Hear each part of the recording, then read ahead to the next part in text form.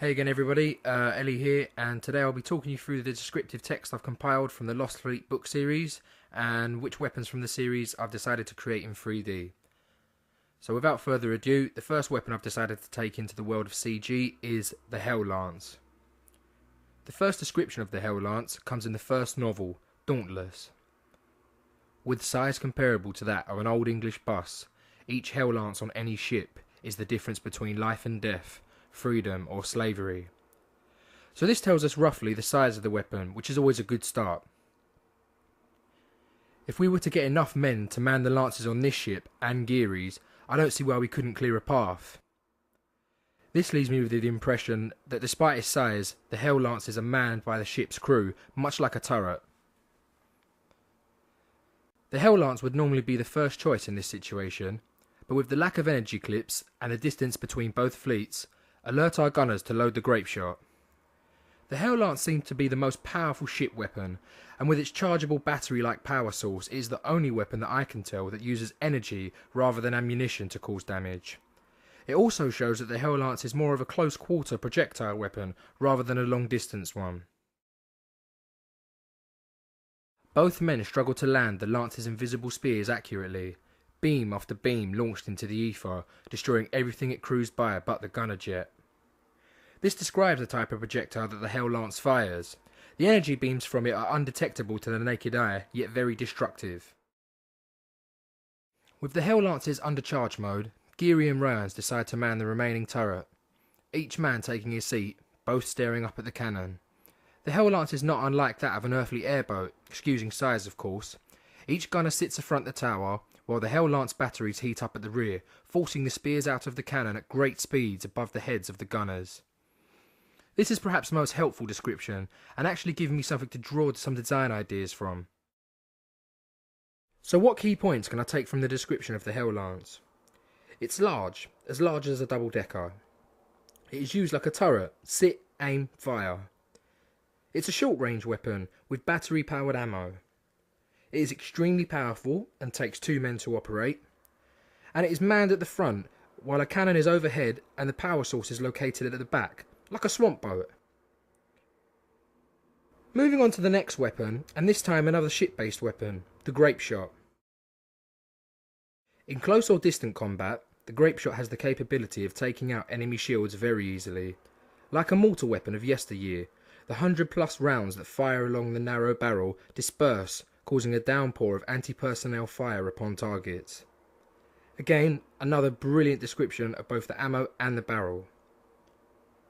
Ryans, knowing full well the gravity of the situation, began to edge out of the seat, drawing his eye closer and closer to the crosshair markers, before steadying the handles and releasing. Here we can see this turret-like weapon is operated by one man, houses a seat with handles and triggers to fire. Smoke billowed from the end of the barrel as round after round was fired onto the Syndicate shields. The thunderous recoils took Geary's men by surprise, probably similar to that of a plunderous pirate aiming the cannon for the first time. 1 aimed and fired, 3 would reload the chamber with a shell after each hit. Another nice description here, one that gives me an image of something similar to anti-aircraft weapons, able to cover long distances and cause severe damage. So to summarise the grape shot, it's a mortar firing weapon with a long, narrow barrel. Another turret-like weapon, aimed and fired by one man seated. And it's powerful and less high-tech than the Hell Lance, using anti-personnel rounds loaded repeatedly into the chamber before being fired. Weapon 3 is a ground combat handheld weapon, standard issue among the Alliance fleets, the Spectre. Geary reached over his shoulders and drew his Spectre. Slowly, calmly and cool-headed, he raised his arm. Staring down one end of the barrel was Colonel McGrady. The other end, and seemingly an arm's length away, was Geary, pressing it between the trembling Colonel's eyes. This quote shows me a few things. The gun is too large to be stored in a leg holster, but just the right size to be stored in a back holster.